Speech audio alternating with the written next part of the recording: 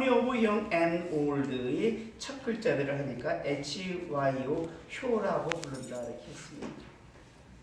아까 우리 윤 목사님께서는 고2 때 얘기를 하셨는데 저는 고1 때 얘기를 좀 잠깐 소개를 하고 갈까 합니다. 물론 윤 목사님의 고2 때와 저의 고1 때는 시대적으로 한 20년 이상 차이 날 것 같습니다. 그래도 제 고1 때도 이미 30년 전입니다.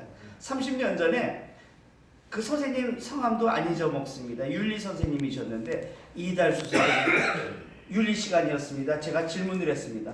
선생님, 지금은 우리가 가족들이 막 이렇게 복잡해서 삼촌이 누구인지 또 외삼촌이 누구인지 오촌이 누구인지 이런 걸 다 아는데 앞으로 나중에는 걱정입니다. 선생님, 당숙이 누구인지 왕고모가 누구인지 대부가 누구인지 그거 알까요? 그랬더니 야 이 자식아 쓸데없는 소리 하지만 너 공부해. 그거는 저 집에서 아줌마들이 엄마들이 할 걱정이고 너가 그 남자들이 그게 할 일이 아니야 이러셨거든요. 그런데 30년이 지난 지금 제가 그거를 연구하고 걱정하고 있습니다. 30년 전에 그때는 어떤 상황에서 제가 왜 그 얘기를 했냐면 그때 우리 인구가 60년 제가 자료를 뽑아왔습니다. 60년대에 6.0명이고요. 83년도에 2.1명입니다. 제가 다니는 그때 1977년인데 그때만 해도 벌써 3.5명이 넘어가고 3.5명으로 줄어가고 있었던 때입니다. 60년대에 6.0명이 70년대, 80년대에 2.1명으로 팍 줄어들고 가고 있었거든요. 그 이유가 왜냐면 70년대에 산하 제한 운동이 어마어마하게 이루어지고 있었습니다. 농담으로 두 집 건너 한 해 낳자 뭐 이런 얘기까지도 있었을 정도였는데 제가 그때 반대하는 이야기를 했던 겁니다.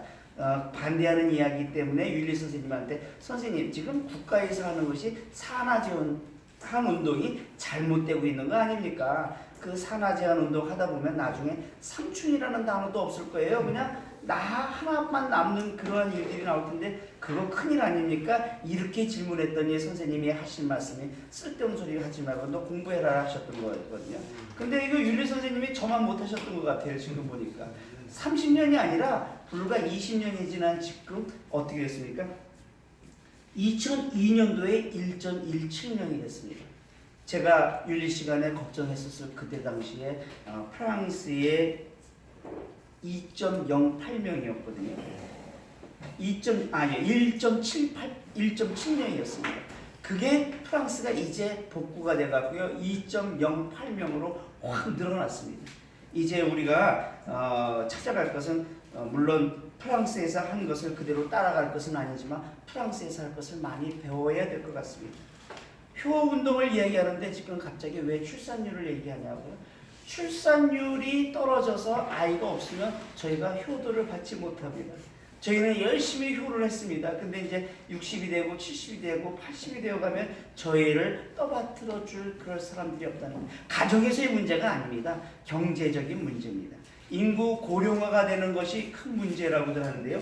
인구 고령화가 왜 문제가 되냐면 노동력이 감소되기 때문입니다. 젊은 사람들이 경제 인구가 모든 사회의 어린아이와 노령인구를 책임져야 된다면 얼마나 힘든 일입니까? 젊은 사람들이요 얼마 전에 그러더라고요. 요즘에는 개인의 자궁도 국가에서 관리합니까? 라고 하는 이야기, 궤변의 얘기들도 있었습니다만 그렇게 개인적인 문제로만 생각해서는 안 된다는 것이죠.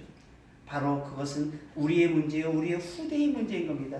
산하 제한으로 왔던 그 문제들이 지금 우리에게 여파로 나와 있습니까? 여파로 왔다고도 봐야 됩니다. 물론 산하 제한하지 않았다 하더라도 경제적인 어려움 때문에 아이를 덜 낳아가는 것이 산업 경제 활동 이후에 나오는 당연한 일이긴 합니다만 이제부터는 어떻게 돼야 됩니까? 그것을 우리가 지원해 줘야 됩니다.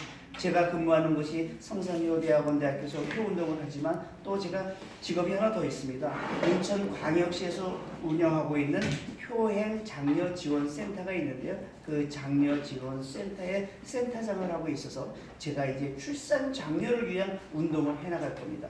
왜요? 지금 정부에서 큰일이 났습니다. 어떤 일이 났습니까? 낙태죄를 폐지한다라. 낙태죄가 지금 이미 죽어있는 법인데 굳이 갖고 있을 필요가 있느냐? 폐지해야 된다고 해서 얼마 전에 대통령에게 청와대에 청원을 해서 23명이 서명을 했기 때문에 이제 20만 명이 넘어가면 법으로 한번 다뤄본다라고 합니다. 이대로 두면요, 물론 죽어있는 법이긴 합니다만 그래도 낙태죄가 있기 때문에 산부인과에서 함부로 소파 수술을 하지 못합니다.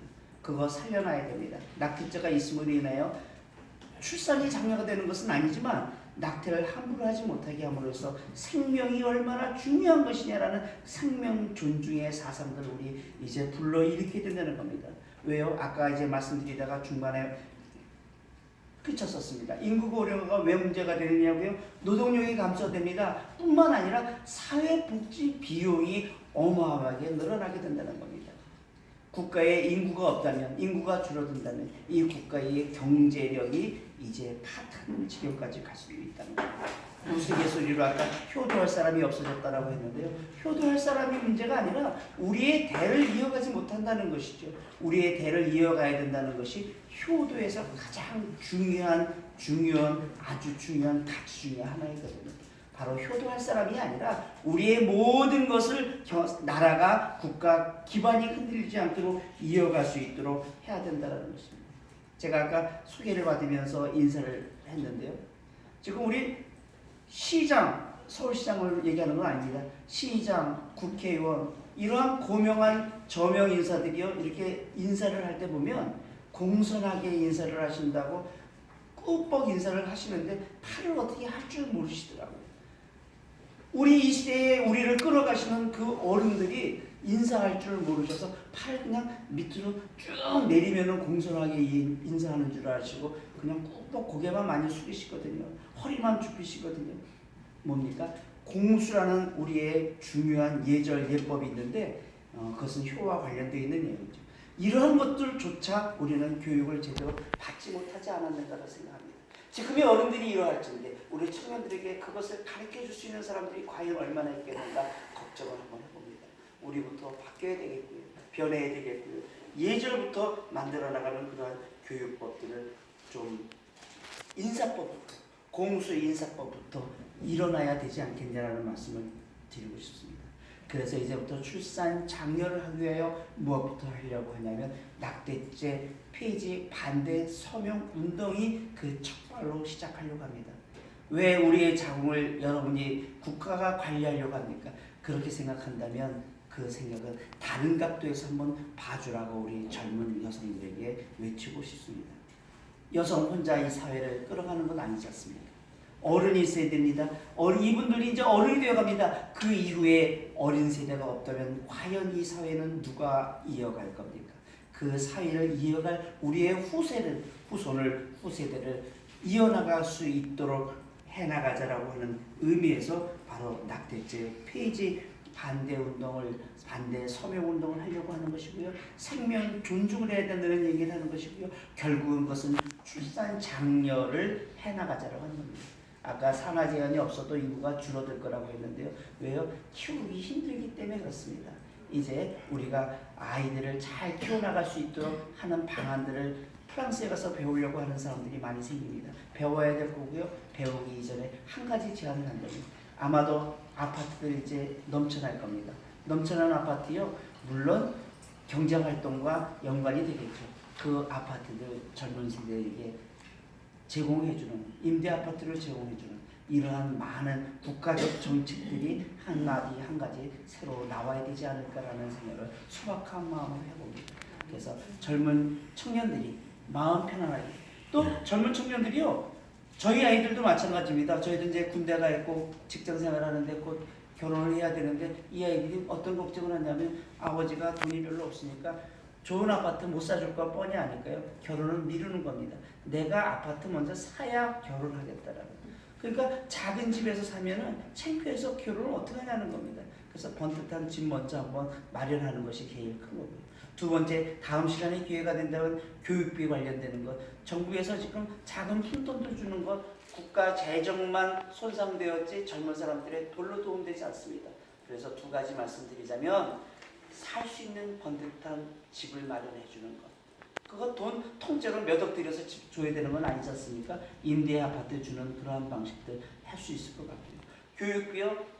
프랑스에서는 유치원부터 대학까지 교육비가 들어가지 않는다고 합니다.